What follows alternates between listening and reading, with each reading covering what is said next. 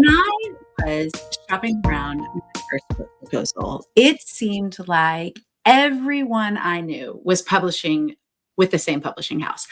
Authors I respected, friends that I trusted, people whose work I admired deeply. And so, of course, I thought, well, that's going to be the one I'm going to go with. I'm going to do that. That's the common wisdom, the obvious path. And the one that made sense because so many people I knew had already taken that path. And then I started having actual conversations. When I was meeting with different publishers from different houses, and I had a meeting with this publisher that everyone else seemed to be using. And I remember thinking, I don't think this is it. And I felt guilty about it. And I felt all kinds of weird about it. And I mean, not because they were bad. Nothing they were doing was wrong. It just wasn't a fit for me. And then I talked with Idea Press and I talked with Rohit, who is a previous guest on the podcast, and something clicked. Like I could feel the difference in the approach, the strategy, the outcomes that I was looking for, and just a better fit in the way they worked and the partnership I wanted to have with a publisher. It fit who I am, how I approach life, and what I was trying to build. And still, choosing Idea Press was scary because even though it was a different choice and that different choice felt better, it still felt risky. I was choosing joy instead of what everyone else was doing. And it took some courage. So even if you've got a decision before you and you know why it makes sense, you're like, everything seems to be pointing all the directions, but you still feel some sort of way about it. It still takes courage to step away from the path that everybody else seems to be taking. That's what I kept coming back to. Doing things differently is rarely scary just because you don't know what obviously feels wrong. Usually it's scary because it's different. It might actually be right. And it asks you to trust what you know instead of borrowing someone else's certainty. And in a very real way, choosing my publisher was a choice toward joy.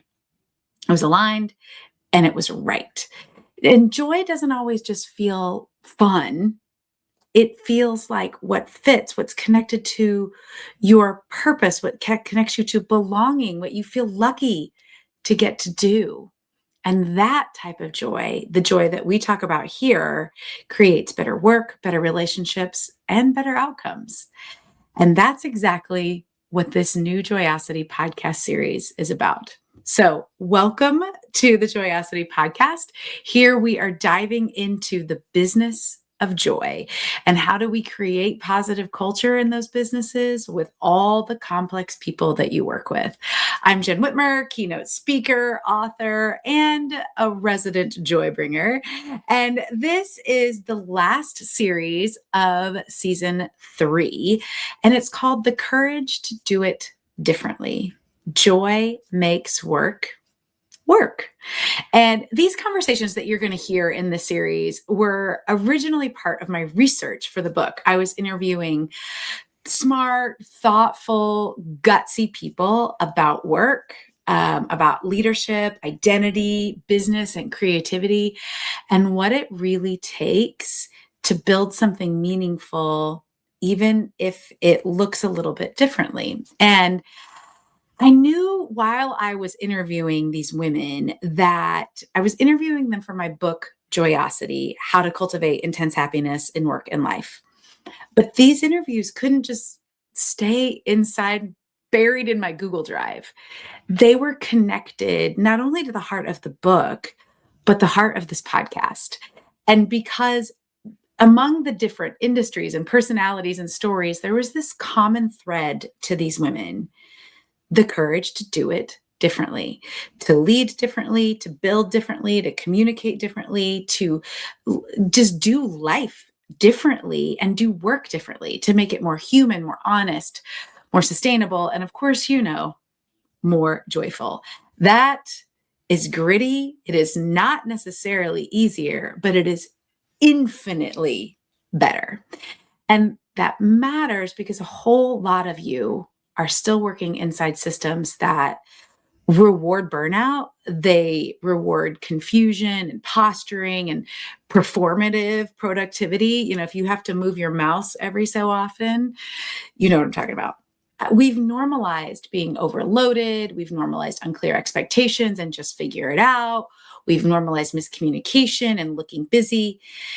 And we've normalized a type of leadership that looks good. It's a nice, pretty polish on the outside, but underneath, it's dragging and exhausting and repeated patterns happening over and over and over again. And then we wonder why work feels heavy, why we feel disconnected. And, people are quietly checking out. And that is why I wanted to not only, of course, do this podcast in general and write the book Joyosity, but also bring these conversations to you as a series. You'll hear from Tara DeFrancisco, professional improviser, sketch performer, stand-up, comedic performer, and who is truly one of my favorite social media follows. And Carrie Campbell, SVP of Evergreen Fenway, which is the team and group responsible for every event at Fenway Park that doesn't involve a Red Sox game. And you'll get to hear more of her story than I could include in the book. And also Dr. Jacqueline Kerr, who you will recognize from the pages of Joyosity as well. She is a behavior change health scientist, a speaker, and a burnout survivor herself, with comprehensive burnout prevention plans and impactful behavior change strategies. Sometime you should ask me why we always have to take the stairs when Jack and I are together. And then finally, Helen Morrison. She is the 5th generation CEO and president of Frownies, and the one who influenced me to get Frownies, so much so that I'll just even wear them in the airport. And each interview in her own way has lived the answer to a version of the same question. What if work doesn't have to be this way? What if the way we work together wasn't just big, bold decisions and high risk moves? And what if it was the courage to tell the truth sooner, setting a boundary before resentment builds, or leading people like they are actual humans, and building systems that support health instead of slowly strangling it? What if work could trust that joy isn't a distraction from good work, but the very thing that makes good work possible? And that's what we're talking about in this series.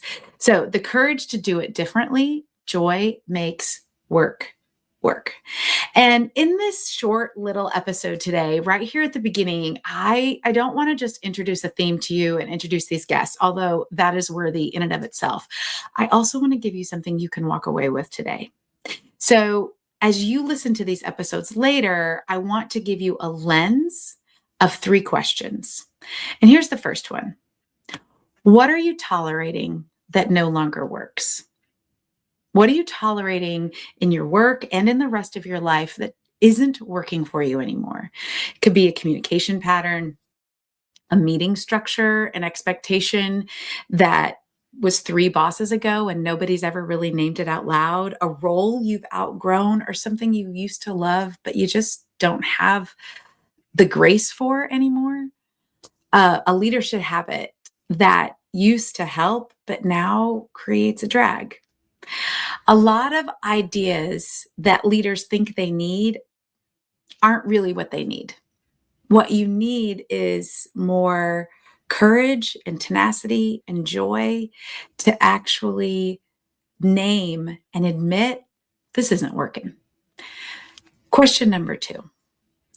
Where are you waiting for permission? Now, see, this one gets sneaky. Maybe you are waiting for permission to change in general, or specifically to change how you lead, to stop over-explaining. Maybe you're waiting for permission to ask the better questions, to take up space, to protect your time. to be more honest and kind in that honesty, but not the political answer everyone expects. Maybe permission to say, I can't agree to that as it is. Maybe it's permission to try an approach that fits you better instead of copying the loudest person on LinkedIn or the most controlling person in your office. So many leaders are stuck not because they don't have skills. It's because they're waiting for someone else to validate the change. I mean, I know that I do this. Still, I have to remind myself, where am I waiting for permission? And as my friend Erica will often say, Erica Biddix is like, who's the boss? You're the boss. And I don't have to wait on the permission from everybody else. Here's question number 3. What is one brave experiment toward joy you could try this week? I'm not talking about a full reinvention. Not we're blowing up the org chart on Thursday. One small experiment that can lead you toward that courageous change. I tell the story in one of my keynotes about performing on the stage of Lincoln Center. And it was because my friend and fellow keynote speaker, Jade Simmons, asked the same question at that stage that she had asked a year earlier. And I had been trying these brave little experiments along the way.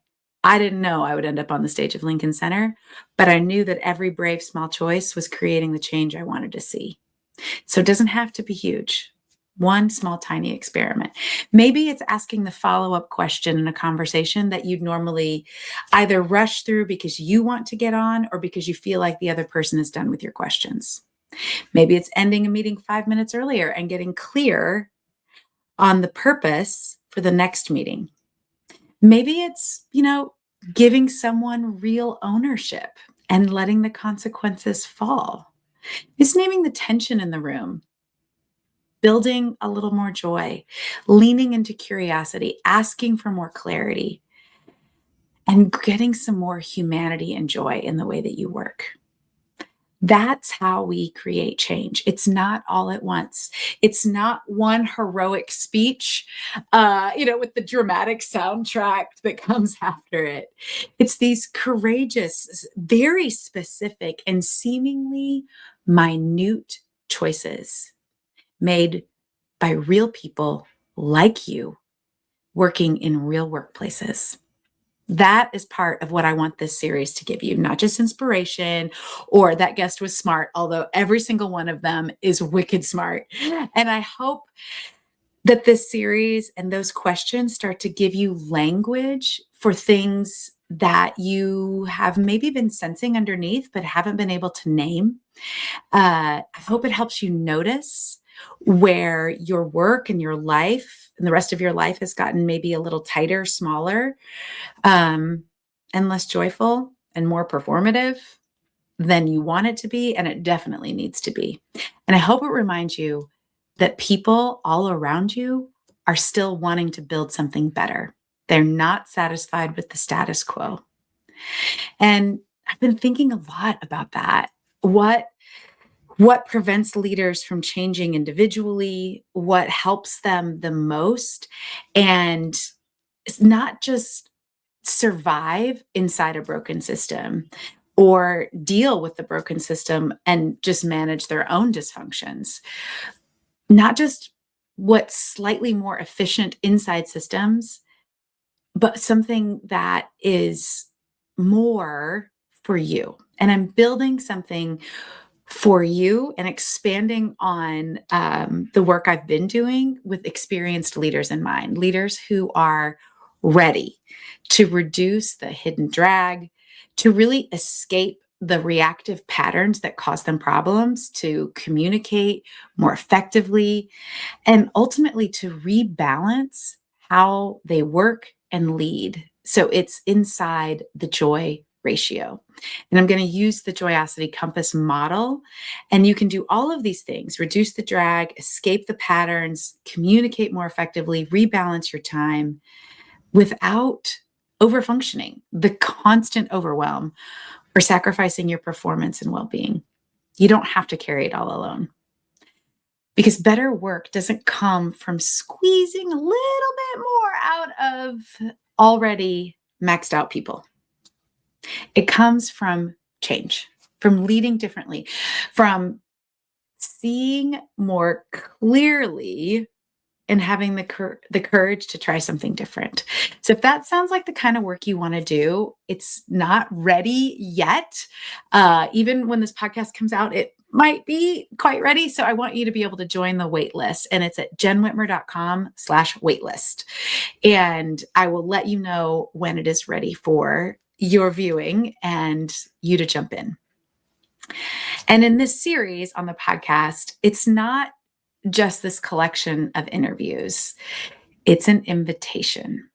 It's an invitation that joy is not naive. It is not work. It is not weak. The joy is a part. In fact, I think it is the very vehicle of how we build work that works. So as you listen to the series, come back to these 3 questions, and you can even ask them of yourself this week. What am I tolerating that no longer works? Where am I waiting for permission? And what is one small, brave experiment toward joy I could try this week? And if you know others who would love to join us in this experiment, and you know others who need to join us in this experiment, please share this episode with them. When you share the podcast, you rate, subscribe, it brings all of our collective courage together. So we have the courage to do it differently, to put joy in the center, because joy makes work work.